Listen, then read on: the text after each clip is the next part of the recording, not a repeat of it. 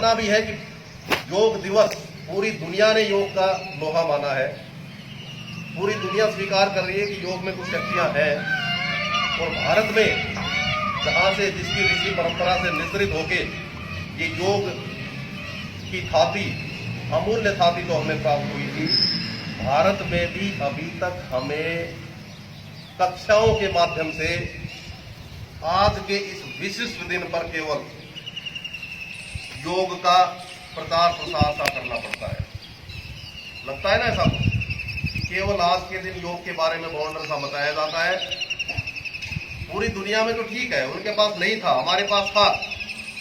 ऋषि परंपरा जो थी हमारी, ऋषियों ने सदियों तक तपस्याएं की थी, जीवन के अनमोल खजाने ढूंढ ढूंढ के निकाले थे तपस्याओं के तप के माध्यम से। और अंत में एक ऋषि हुए थे पतंजलि, उन्होंने इस सारी योग की परंपरा को सूत्रों के माध्यम से लिपिबद्ध करने का प्रयास किया था। योग सूत्र के नाम से उन्होंने अपनी पुस्तक रची थी, उसके माध्यम से हमें योग का ज्ञान प्राप्त होता है। तो पूरी दुनिया में तो ठीक है, लेकिन हिंदुस्तान में कम से कम आज भी हम लोग योग क्या है इसके ऊपर चर्चाएं करते हुए पाए जाते हैं। जबकि योग तो भारत के तो रगों में बहना चाहिए। बच्चे बच्चे के श्वास प्रश्वास के साथ, उच्छ्वास के साथ योग की धाराएं बहनी चाहिए। तो थोड़ी सी बात कर लें, योग क्या है।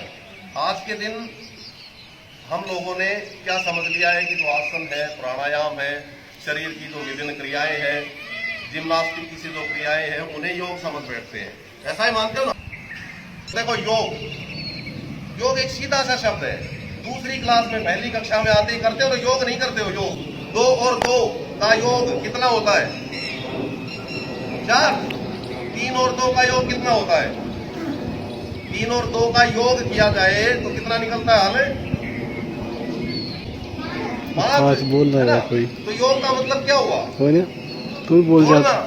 योग का अर्थ है दौड़ना। संस्कृत में एक धातु होती है, हिंदी में क्रिया पढ़ी है ना, क्रिया। अंग्रेजी में वर्ब होती है, संस्कृत में धातु होती है। तो संस्कृत में एक धातु होती है युज।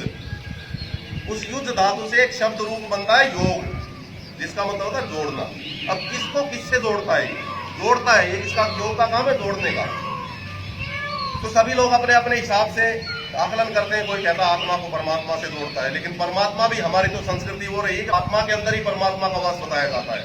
तत्त्वमसि, तत्त्वमसि, वो तू ही है। वो का मतलब वो परमात्मा, वो ईश्वर, वो सुप्रीम पावर। अहम ब्रह्मास्मि, मैं ही ब्रह्मा हूं, मैं ही ईश्वर हूं। श्री कृष्ण भगवान कह के गए थे, बहुत बड़े योगी थे। तो योग क्या है आज के दिन में आपको बता दूं। जो आसन किए जाते हैं, प्राणायाम किए जाते हैं, निश्चित तौर पर योग का एक हिस्सा तो है, लेकिन योग नहीं है। योग अष्टांग योग होता है। योग के कितने अंग होते हैं? 8 अंग। कितने अंग होते हैं बेटा? 8 अंग। कितने अंग होते हैं योग के? 8। जिसमें से आसन और प्राणायाम 2 अंग हैं। कुल मिला के 8 अंग हैं। यम, नियम, आसन, प्राणायाम, प्रत्याहार, धारणा, ध्यान और समाधि, ये 8 अंग होते हैं। तो 8 अंग बताए। यम, नियम, सबसे प्रथम नियम जो आता है वो है यम। यम क्या होते हैं? यम होते 5। सत्य, अहिंसा, अस्तेय, ब्रह्मचर्य, अपरिग्रह, ये 5 अंग होते हैं। 5 ये होते हैं यम। सबसे पहले योग करने वाले को, योगी जो बनना चाहता है, उसको यम का पालन करना पड़ता है। यम बता दिया मैंने, क्या है? 5 अंग, 5 होते हैं यम। क्या क्या होते हैं? सत्य, सत्य तो जानते हो सभी। सत्य का मतलब, सत्य का मतलब सच्चाई, जैसा है वैसा कहना, बदल के नहीं बोलना। तो सबसे पहला काम होता है सत्य का। जैसा है वैसा कहने लग जाओ, बहुत सारी समस्याएं खत्म हो जाएंगी। तो दूसरा होता है अहिंसा। अहिंसा जानते हो? अहिंसा, हिंसा का मतलब होता है किसी दूसरे को हानि पहुंचाना किसी भी तरीके से। और अहिंसा का मतलब किसी को हानि नहीं पहुंचाना, नुकसान नहीं देना। तीसरा होता है अस्तेय। अस्तेय का मतलब किसी दूसरे की संपत्ति को नहीं उठाना, चोरी नहीं करना। ये कुछ शर्तें हैं योगी बनने के लिए। उससे अगला है ब्रह्मचर्य। ब्रह्मचर्य का मतलब अपने आचरण को शुद्ध रखना। आचरण को शुद्ध करने का मतलब जो विचार आपका मस्तिष्क क्यों कहता है गलत बात है, वो गलत काम नहीं करना, वो होता है ब्रह्मचर्य। ब्रह्म के समान आचरण। ब्रह्म कहते हैं ब्रह्मा को, इस विश्व का सृष्टि का जो रचयिता है, ब्रह्म के समान आचरण ब्रह्मचर्य। उससे अगला है अपरिग्रह। अपरिग्रह का मतलब होता है संशय की प्रवृत्ति को त्यागना। संशय भी कई चीजों का होता है, विकारों का संशय होता है, भौतिक वस्तुओं का संशय होता है। संशय कर लेते हैं, एक पेंसिल है, काम चल रहा है, दूसरी पेंसिल बढ़िया मिलती, ये भी मिल जाए, तीसरी भी मिल जाए, चौथी भी मिल जाए। एक जने के पास एक भी नहीं है, मेरे पास 18 रखी है। संशय की प्रवृत्ति है। एक जने के पास चलने को साइकिल नहीं है, एक आदमी के पास 4 गाड़ियां रखी है, संशय कर रहा है, तो एक संशय की प्रवृत्ति। तो ये कुछ चीजें हैं। सबसे पहले यम का पालन करना पड़ता है, उसके बाद आते हैं नियम, क्रोध, संतोष, तप, स्वाध्याय, ईश्वर प्रणिधान। ये 5 नियम होते हैं, इन नियमों का पालन करना पड़ता है। तो कुल मिला के आपको संक्षेप में बता दूं कि योग क्या है।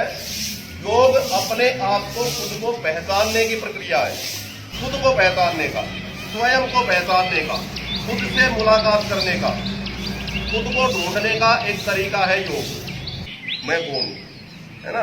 तो ये जो मैं है, जो अंदर जो कुछ असलियत है, जिसको आत्मा कहते हैं, योग में जिसको पुरुष कहा जाता है। योग में 2 ही चीजें हैं, प्रकृति और पुरुष। प्रकृति है जो सारा सृष्टि जो दिखाई दे रही है, ये शरीर, ये पेड़, ये पौधे, ये जो भी भौतिक स्वरूप है, ये सारी प्रकृति के नाम से जानी जाती है। और जो आत्मा जिसे हम कहते हैं, उसे पुरुष के नाम से जानते हैं। तो योग योग कहता है कि पुरुष निर्लिप्त है, निर्विकार है, प्रकाशमान है। जो अपना जो अंदर का जो आत्मा है, जो ईश्वर तत्व है, वो तो बड़ा ही अपने आनंद में मग्न है। लेकिन ये प्रकृति से जब संपर्क में आता है ना, तो उसके बाद में ये ईर्ष्या, द्वेष, मद, लोभ, मोह, ये सारी चीजें आके और इसको आवरण से ढकती है। इनसे दुख होता है। सुख क्या है?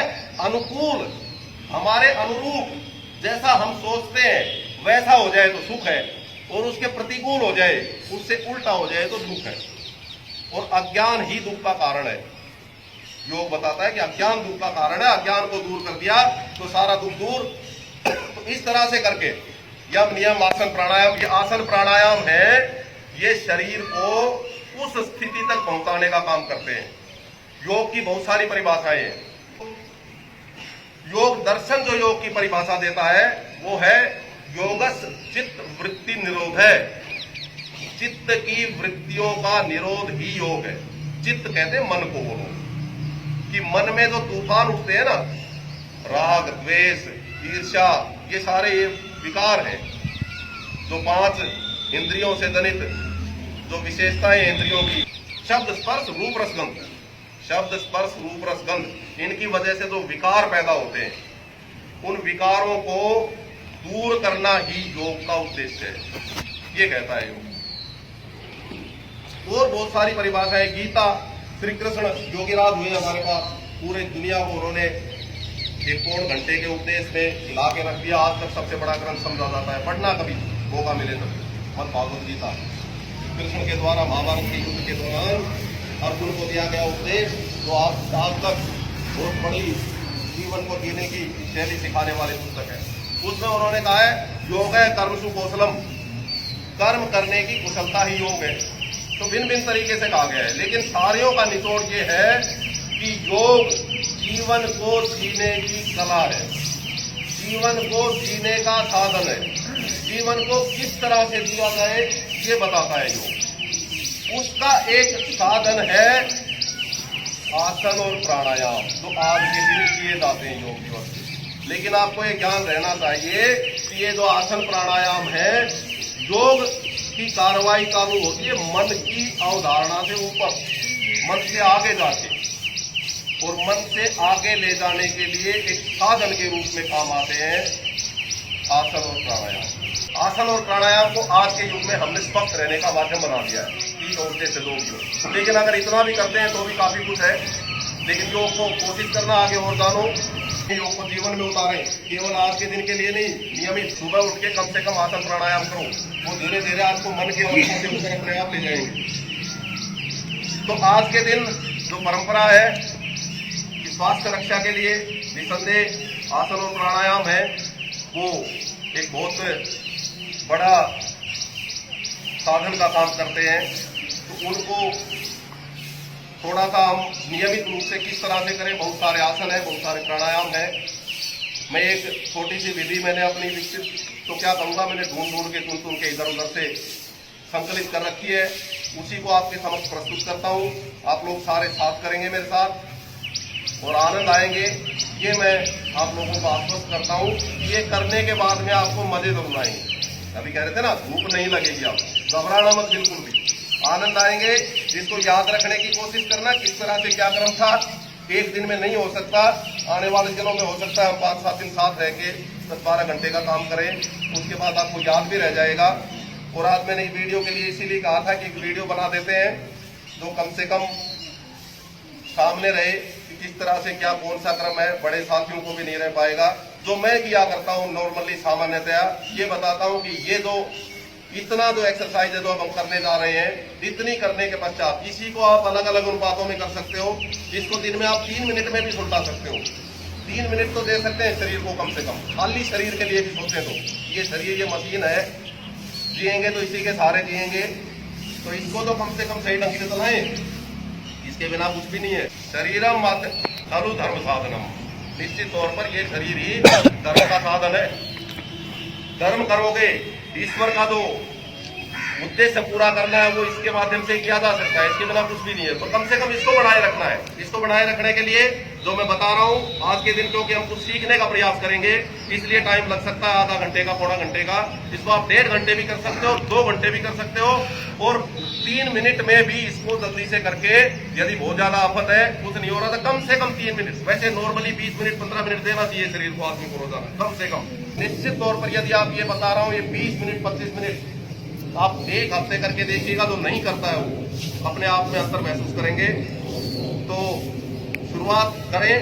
शुरुआत करने के लिए ये कर लें, आगे पीछे एक एक हाथ कम से कम इतनी जगह हो, खड़े होके कर लें, अपना स्थान इस तरह से ले लें कि एक एक हाथ आप लोग तो और मजा स्थान का अभाव यदि है तो कुछ लोग, ऐसा तो नहीं कहूंगा कि देख लें, करें, सभी करने का प्रयास करें। और इस तरह से बैठे कि 2 साथी एक जोड़े में बैठे हो, क्योंकि कई चीजें ऐसे आएंगी जिसके लिए दूसरे की सहायता की जरूरत पड़ेगी। और ये जो छोटे वाले हैं ना, ये बड़े वाले को साथी ले हो, एक थोड़ा सा बड़ा हो, ठीक ठाक सा हो, जैसे चक्रासन करवाएंगे, शीर्षासन करवाएंगे, तो दूसरे की सहायता की आवश्यकता पड़ती है उसमें। तो जो बताया उस तरह से लीजिएगा जगह, एक बड़ा साथी हो जाओ, एक छोटा हो जाओ, इस तरह से लो, बदल लो, अपना मित्र ले लो, 2 जने रहेंगे साथ, ठीक है। और फासला इतना ले लो कि एक हाथ का कम से कम चारों तरफ। सब शुरू करते हैं, खड़े होना पड़ेगा, मैं आपके सामने हूं, जैसे मैं बताता जाऊंगा करते जाएंगे। और आज का योग करने के पश्चात आपको अंतर महसूस होगा आज ही, निश्चित तौर पर, कि कुछ अंतर हुआ है। शाबाश, खड़े हूँ। ये परेड नहीं है कि मैं धक्के के साथ खड़े करवाऊँ, बिल्कुल आराम से हो, खड़े होंगे, खड़े हो जाओ और चालू करते हैं।